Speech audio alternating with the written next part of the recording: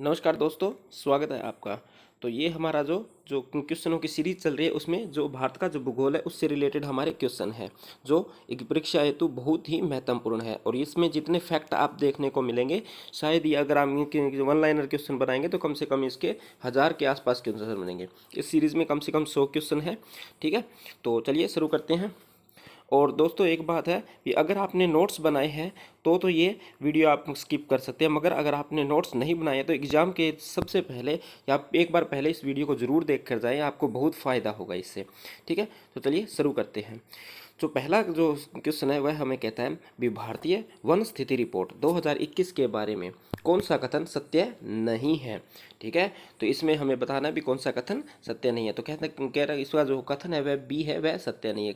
कौन सा है भी वन आवरण में राज्यों में मध्य प्रदेश सर्वोच्च में रहा है।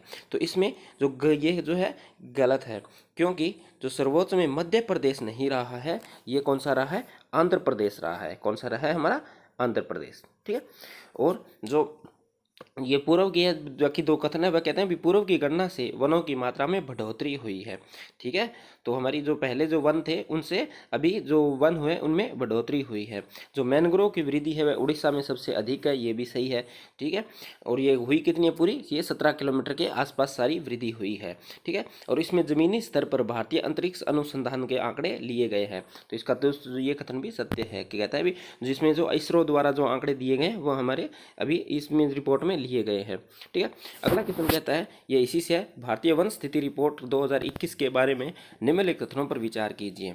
ठीक है, बताना क्या है, हमें सत्य कथन बताना है। ठीक है, तो क्या कहता है भी इसमें पहली बार बांस, कार्बन स्टॉक और जंगल की आग इत्यादि को शामिल किया गया है। तो ये जो पहला कथन है इसका सत्य है। ठीक है, इसीलिए ये थोड़ी सी स्पेशल हो जाती है, क्योंकि इसके अंदर जो बांस था जिसको 2018-19 के अंदर उसको घास की श्रेणी में निकाल के वन वृक्ष की श्रेणी से हटा करके घास की श्रेणी में डाल दिया था।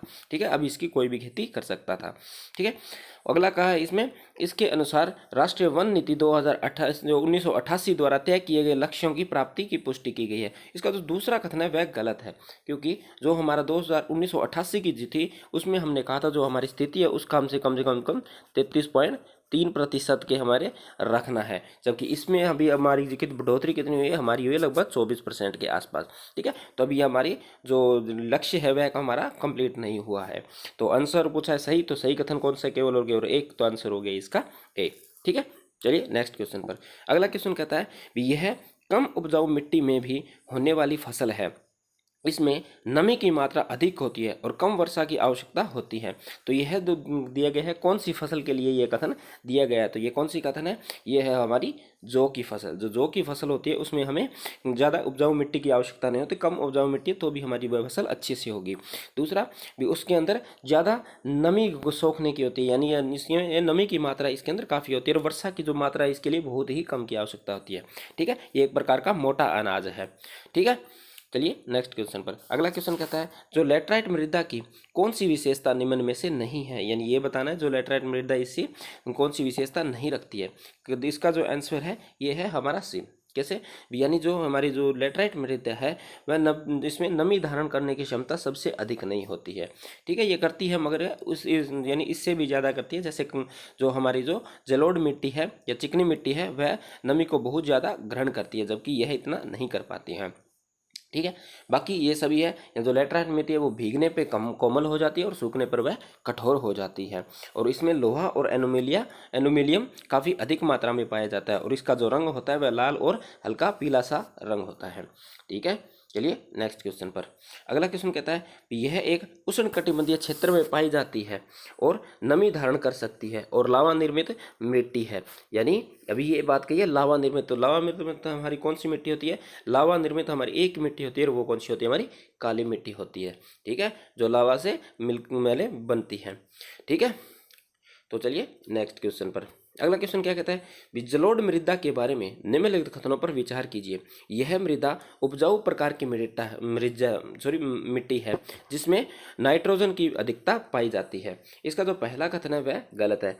यह बात सही है, यह उपजाऊ मिट्टी है। ठीक है, जलोढ़ जो मिट्टी है वह बहुत ही उपजाऊ मिट्टी है, मगर इसके अंदर जो नाइट्रोजन की अधिकता नहीं, इसमें नाइट्रोजन की कमी पाई जाती है, जबकि इसके अंदर पोटाश की किस चीज़ की, जो हमारा जो पोटाश होता है और जो हमारा इसके बाद में फास्फोरस होता है, ठीक है, और फास्फोरसिंग अम्ल होते हैं, इसकी अधिकता पाई जाती है, न कि नाइट्रोजन की, ठीक है। नाइट्रोजन की और ह्यूमस की इसके अंदर कमी पाई जाती है। अगला कहता है यह मुख्यतः चावल की यानी चावल गेहूं की फसल के लिए उपयोगी है। तो इसका जो दूसरा कथन है वह सत्य है। पूछा गया हमसे सही कथन, तो सही कथन कौन सा है हमारा? केवल और केवल बी, ठीक है।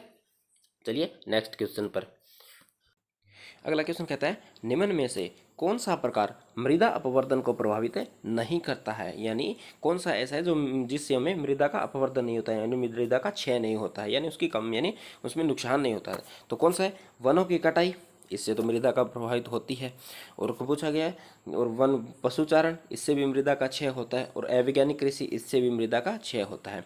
तो अगर यानी तीनों ही है, हमसे पूछा गया नहीं, तो नहीं है, तो क्वेश्चन इसके अंदर वैसे कौन सा भी नहीं है, इसका नहीं होना था।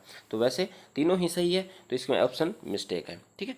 मगर जो ये है, ये तीनों ही कारण ऐसे हैं जिससे मृदा का अपवर्तन होता है, ठीक है। चलिए नेक्स्ट क्वेश्चन पर। अगला क्वेश्चन जो हमारा क्या कहता है, जो बीहड़ मुख्यतः प्रयुक्त किया जाता है। तो बीहड़ किसके लिए उपयोग किया जाता है? ये जो हमारी मृदा अपवर्तन होती है, यानी मृदा की जो अधिक पानी के कारण मृदा के अंदर बल्कि हल्की नालियाँ सी बन जाती है, तो जिसको हम क्या कहते हैं? बीहड़ बोलते हैं, ठीक है। तो ये क्या होता है? एक मृदा अपवर्तन का ही प्रकार है, जो कि कहाँ पर पाई जाती है ज़्यादातर? ये हमारी पाई जाती है जो मध्य प्रदेश के अंदर, उत्तर प्रदेश के अंदर, तमिलनाडु के अंदर और पश्चिम बंगाल के क्षेत्र में बीहड़ प्रकार के क्षेत्र पाए जाते हैं, ठीक है। चलिए नेक्स्ट क्वेश्चन पर। अगला क्वेश्चन दे रखा है जिसमें भारत में मृदा का वर्गीकरण सही क्रम में बताएं, यानी कौन सी मृदा कितनी मात्रा में पाई जाती है, ठीक है। इसका सही क्रम बताना है। सही क्रम का मतलब यानी सबसे पहले जो सबसे ज़्यादा पाई जाती है, फिर उसके बाद में जो उससे थोड़ी कम पाई जाती है, फिर उससे कम, फिर उसके हम, ठीक है, इस प्रकार से करना है। तो हमें पता है भी सबसे ज़्यादा जो कौन सी मृदा पाई जाती है, हमारे यहाँ जलोढ़ मिट्टी है, भारत में सबसे ज़्यादा पाई जाती है। और ये कितने पाई जाती है? ये पाई जाती है कम से कम 43% के आसपास, ठीक है। फिर उसके बाद में कौन सी पाई जाती है? उत्तर हम देखें तो आंसर हमारा सीधा सीधा मिल जाता है, क्योंकि सी, ठीक है। फिर उसके बाद में जो कहता है जो हमारी उसके बाद में कौन सी मिट्टी आती है? उसके बाद में हमें मिलेगी कौन सी मिट्टी? हमारी ये लाल मिट्टी, ठीक है। लाल मिट्टी हमारी कितनी है? ये कम से कम हमें मिलती है 18% के आसपास। कितनी? 18%। और उसके बाद हमारी कौन सी आती है? उसके बाद आती है हमारी ये काली मिट्टी। काली मिट्टी कितनी मिलती है? हमें मिलती है 15% के आसपास, ठीक है।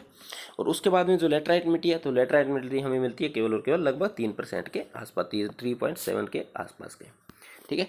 तो उत्तर हमारा हो गया है, ठीक है। चलिए नेक्स्ट क्वेश्चन पर। अगला क्वेश्चन कहता है जो मानसूनी वर्षा की अधिकतम भाग भारत में दक्षिण पश्चिम मानसून से प्राप्त होता है। तो इसका जो पहला कथन है बिल्कुल सत्य है, यानी भारत में जो मानसून है वह हमें जो दक्षिण पश्चिम में जो हमारा मानसून होता है उससे हमें सबसे ज़्यादा वर्षा मिलती है, ठीक है। उसका अगला कहता है जो आम्र वर्षा गर्मी के अंत में होने वाली वर्षा है, जो कॉफ़ी के लिए अधिक उपयोगी है। तो इसका जो दूसरा कथन भी है वह भी सत्य है, यानी जब हमारा मानसून वापस लौट रहा होता है तब यह हल्का हल्की बारिश होती है, और ये हमारी जो कॉफ़ी की फसल होती है उसके लिए बहुत ही उपयोगी होती है, ठीक है। तो आंसर पूछा गया सही कथन, तो सही कौन सा है? हमारा सी, ठीक है। चलिए नेक्स्ट क्वेश्चन पर। अगला क्वेश्चन क्या कहता है? कहता है अभी निम्नलिखित कथनों पर विचार किए, जो ITCZ है, ठीक है, यानी ITCZ ये कहाँ बनता है? जैसे ये हमारी पृथ्वी है, तो ये हमारी कौन सी विषुवतीय रेखा है? तो ये विषुवतीय रेखा के 10 डिग्री इधर और 10 डिग्री इस साइड, ठीक है। इन दोनों साइडों के बीच में कौन सा बनता क्षेत्र बनता है? ये ITCZ क्षेत्र बोलता है, ठीक है। इसको वैसे अंतःकरण ट्रॉपिकल जोन कुछ ऐसा कुछ बोलते हैं, ठीक है। जो ये ITCZ और व्यापारिक पवनों के मिश्रण से ही भारतीय मानसून की उत्पत्ति होती है। तो इसका जो पहला कथन सही है, क्योंकि यहाँ हमारा ITCZ है और इधर से हमारे पास कौन सी आती है? जो व्यापारिक पवनें आती है, तो इनका जब मिलती है तो ये हवाएं मिलकर ऊपर उठती हैं और ऊपर उठ कर ये उत्तर की ओर खिसक जाती हैं, यानी उत्तर पूर्व की ओर खिसक जाती है, ठीक है। अगला कहता है भारत में मानसून सबसे अधिक केरल में उपस्थित रहता है। तो इसका दूसरा कथन भी सत्य है, यानी जो भारत में जो मानसून की जो रहता है वो सबसे लंबे टाइम तक कहाँ पे रहता है? हमारा केरल में रहता है, यह लगभग 4 से 5 महीने के आसपास रहता है, ठीक है। तो पूछा गया हमसे सही कथन, तो सही कथन कौन सा है हमारा? इसमें दोनों ही कथन सही है, ठीक है। तो आंसर हो गया हमारा सी, ठीक है। चलिए नेक्स्ट क्वेश्चन पर। अगला क्वेश्चन क्या कहता है जो रुद्र सागर झील त्रिपुरा में स्थित है और ये मीठे पानी की झील है। तो इसका जो पहला कथन है वह बिल्कुल सत्य है, यानी रुद्र सागर झील है वह कहाँ पे हमारी त्रिपुरा के अंदर है। और ये जो पूछा गया था अब की बार ये यूपीएससी में पूछा गया, तो शायद उम्मीद है ये एचसीएस वगैरह या छोटे एग्जाम में भी इसका कोई ना कोई आंसर जरूर पूछा जाएगा। ठीक है, इसमें हाल ही में रामशंकर मिशन में इसको शामिल किया गया है, तो इसका दूसरा कथन भी वह सत्य है। ठीक है, तो पूछा गया सही कथन, तो सही कथन कौन से, दोनों सही कथन है, तो आंसर हो गया हमारा सी। ठीक है, चलिए नेक्स्ट क्वेश्चन पर। अगला क्वेश्चन कहता गया जो गोविंद वल्लभ सागर किन राज्यों के मध्य में यानी मध्य की सीमा बनाता है, तो ये किन दो राज्यों के मध्य की सीमा बनाता है, तो ये बनाता है हमारा छत्तीसगढ़ और उत्तर प्रदेश के बीच में। यानी हमारा जो गोविंद वल्लभ सागर है वह कहाँ पर स्थित है, हमारा छत्तीसगढ़ और उत्तर प्रदेश के मध्य में स्थित है। ठीक है, तो चलिए नेक्स्ट क्वेश्चन पर।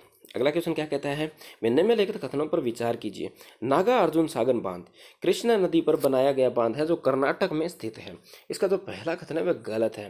कैसे गलत हो जाता है, क्योंकि जो नागा अर्जुन सागर है वह है तो हमारा कृष्णा नदी पर, मगर ये है कहाँ पर, ये हमारा आंध्र प्रदेश के अंदर है, न कि कर्नाटक के अंदर है। इस हिसाब से हमारा जो पहला कथन गलत हो जाता है। दूसरा कथन क्या कहता है, जो वेबानंद झील है वो वेटिकन द्वीप पर स्थित है और जहाँ पर प्रतिवर्ष नौकाओं की प्रतियोगिता होती है। तो इसका जो दूसरा कथन है वह सत्य है, यानी जो जो हमारी वेबानंद जो झील है वह कहाँ पर है, हमारी जो ये वेलिंगटन द्वीप है। वेलिंगटन द्वीप कहाँ पे है, ये केरल के अंदर है। कहाँ पे, हमारा केरल के अंदर है। ठीक है, और यहाँ पर क्या होती है भी, प्रतिवर्ष क्या होती है, नौका की रेस होती है, यानी जो हमारी जो किश्तियाँ होती है यानी जो नौकाएं होती हैं उनकी प्रतियोगिता होती है, यानी एक टूर्नामेंट्स कुछ ही होती है।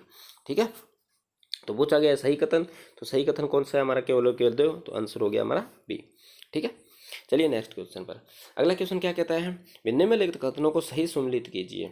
ठीक है, तो क्या दे रखा है, एक तरफ हमें झील दे रखी है और दूसरी तरफ हमें उनके राज्य दे रखे हैं, तो उस झील को हमें राज्य के अनुसार मिलाना है।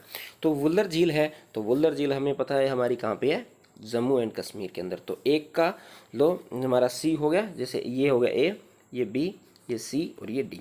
तो एक का डी किस किस के अंदर है, एक का डी हमारे पास एक ए के अंदर है और एक सी के अंदर है, तो हमारा डी और ए तो कैंसिल हो गया। ठीक है, दूसरा पूछा है लोनार झील। लोनार झील हमें पता है कहाँ पे, हमारी महाराष्ट्र के अंदर है। ठीक है, तो बी के जैसे दो का बी किसके अंदर है, दो का बी केवल और केवल एक के अंदर है, तो हमारा आंसर हो गया सीधा के सीधा ए। फिर भी हम देख ले जो पुलिकट झील है, जो पुलिकट झील कहाँ पे है, ये हमारी कहाँ पे है, आंध्र प्रदेश के अंदर स्थित है। और जो अष्टामुडी झील है वह कहाँ पे स्थित है, हमारी केरल के अंदर स्थित है। ठीक है, तो इसका आंसर हो गया हमारा ए। ठीक है, चलिए नेक्स्ट क्वेश्चन पर। अगला क्वेश्चन पूछा है जो मेसवा किसकी एक सहायक नदी है, तो मेसवा किसकी एक सहायक नदी है, ये किसकी नदी है, एक जो माही नदी है उसकी एक सहायक नदी है। ठीक है, इसके अलावा इसकी एक सहायक नदी और है जिसका नाम कौन सा है, बकाल। ठीक है, इसका काल नाम से एक इसकी सहायक नदी है और ये किसकी तरफ बहती है, ये पश्चिम की ओर बहती है। ठीक है ना, कहाँ भी ये सारी की सारी नदियाँ ही हैं, ये कहाँ पे बहती है, पश्चिम की ओर बहती है, यानी जो हमारा भारत है। ठीक है, तो इसकी ये इस साइड बहती है। ठीक है, तो चलिए नेक्स्ट क्वेश्चन पर। अगला क्वेश्चन क्या कहता है, निम्नलिखित में से जो कावेरी नदी किन राज्यों में बहती है, तो ऑप्शन जो हमारे दिए गए कौन से, कर्नाटक, तमिलनाडु और केरल, यानी जो कावेरी नदी है ये हमारे इन तीनों ही राज्यों में बहती है। ठीक है, तो पूछा गया सही कथन, तो सही कथन कौन सा है, हमारा डी। ठीक है, यानी तीनों ही कथन सही हैं। ठीक है, अगला क्वेश्चन क्या कहता है, निम्नलिखित में से कौन एक छोटा नागपुर में स्थित नहीं है, जो छोटा नागपुर पठार है उसके अंदर हमारा ये स्थित नहीं है। ठीक है, या कौन सी नदी है जो यहाँ से नहीं निकलती है छोटा नागपुर से। ठीक है, तो कौन सी नदी है वह जो छोटा नागपुर से नहीं निकलती है, ये हमारी कृष्णा नदी। तो कृष्णा नदी कहाँ से निकलती है, जो कृष्णा नदी निकलती है हमारी महाबलेश्वर से। ठीक है, कहाँ से निकलती है, महाबलेश्वर से। ठीक है, ठीक है, चलिए नेक्स्ट क्वेश्चन पर। अगला क्वेश्चन क्या है, निम्नलिखित में से कौन सी नदी पूर्व की ओर प्रभावित नहीं होती है, कौन सी जो पूर्व की ओर नहीं बहती है, कहाँ पे बहती है, मतलब पश्चिम की ओर बहती है। तो हमने पहले ही देखा था कौन सी थी वह चार नदियाँ। ठीक है, तो वह हमारे पास जो चारों नदियाँ थी वो कौन सी थी, देख लेते हैं। जैसे सोन नदी थी, लूनी नदी थी और तापी नदी थी, और कौन सी थी, नर्मदा नदी थी। ठीक है, तो हमारे इसमें कौन सी नदी है, वह तापी नदी है। ठीक है। बाकी ये सारी की सारी नदियाँ हैं वह कहाँ पे बहती हैं, सारी की सारी ये पूर्व की ओर बहती हैं, जबकि एक नदी है कहाँ पे बहती है, पश्चिम की ओर बहती है। ठीक है, चलिए अगले क्वेश्चन पर। अगला क्वेश्चन कहते हैं निम्नलिखित में से कौन सी गंगा की एक सहायक नदी है जिसका उद्गम स्थल मैदानी भाग से होता है। ठीक है, यानी यह केवल एक ही ऐसी नदी है गंगा की जिसका उद्गम जो स्थल है वह कहाँ से होता है, मैदानों से होता है, न कि पहाड़ों से होता है। बाकी जितनी भी जो गंगा की जो सहायक नदियाँ हैं उनका जो उद्गम स्थल है वह किसी न किसी पहाड़ी से संबंधित है। तो ये कौन सी नदी है, ये है हमारी गोमती नदी है। ठीक है, तो ये गोमती नदी कहाँ से निकलती, कहाँ से है, तो ये हमारी निकलती है पीलीभीत से। कौन से, एक सेकेंड, ये निकलती है हमारी पीलीभीत, चलिए ये पीलीभीत से निकलती है। ठीक है, तो जहाँ पर कौन सा है, एक हमारा गौतम ताल भी है, गौतम ताल भी है, और उसके बाद में ये फुल्लर झील भी है यहाँ पर। ठीक है, जो घाघरा नदी है वह कहाँ से लगती है, हमारी मापचा चुंगी हिमनद से निकलती है। ठीक है, और जो हमारी चंबल नदी है वह कहाँ से निकलती है, हमारी जो जनपाव पहाड़ियों से निकलती है। ठीक है, और जो सोन नदी है वह कहाँ से निकलती है, हमें अम्रकटक की पहाड़ियों से निकलती है, जहाँ पर कौन सा, मैकाल पर्वत भी है। ठीक है, चलिए नेक्स्ट क्वेश्चन पर। अगला क्वेश्चन दे रखा है, एक तरफ नदियां हैं और दूसरी तरफ हमें क्या दे रखा है, उनके उद्गम स्थल दे रखे हैं। ठीक है, तो हमें जैसे हमने अभी देखा है जो चेनाब की, यानी सॉरी क्या है भी, हमें चेनाब है, चेनाब कहाँ से निकलती है, हमें पता है चेनाब कहाँ से निकलती है, हमारी जो बड़ा लाचा दर्रा है वहाँ से हमारी चेनाब निकलती है। और जो व्यास नदी है वह कहाँ से निकलती है, व्यासगुड़ से निकलती है। तो यानी एक का बी और दो का सी। तो अगर हमारा एक का बी किस किस के अंदर है, पहले तो ये देखें तो एक का बी, एक तो एक कैंसिल हो गया, एक ये कैंसिल हो गया, एक का बी इसके अंदर है, और दूसरा कैसा है, दो का एक किसके अंदर है, केवल के एक के अंदर। तो आंसर हमारा निकल आया। फिर भी हम देख लेते हैं, जो रामगंगा है वह कहाँ से निकलती है, नैनीताल से निकलती है, और जो शारदा है वह कहाँ से निकलती है, म्याल हिमनद है वहाँ से निकलती है। ठीक है, चलिए नेक्स्ट क्वेश्चन पर। अगला क्वेश्चन कहता है निम्नलिखित में से कौन सी एक ब्रह्मपुत्र की सहायक नदी नहीं है, यानी इनमें से बताना है कौन सी सहायक नदी नहीं है।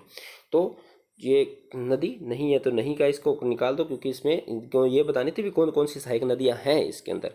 तो ये हमें पता है, जैसे लोहिली इसकी एक सहायक नदी है, जो लोहित, और उसके बाद में जो कोमेंग है ये भी इसकी सहायक नदी है, और एक इसका जो धारला है ये भी इसकी एक सहायक नदी है, और जो धारला इसको क्या बोलते हैं, एक तीस्ता भी बोलते हैं। ठीक है, धारला क्या बोलते हैं, तीस्ता भी बोलते हैं। और एक कौन सी है, धनसिरी, ये भी इसकी सहायक नदी है। तो इन चारों की चारों इसकी कौन सी है, सहायक नदी है। तो आंसर हो गया डी, क्योंकि यहाँ पे नहीं है, ये नहीं हो कौन सी नदी पूछी गई है।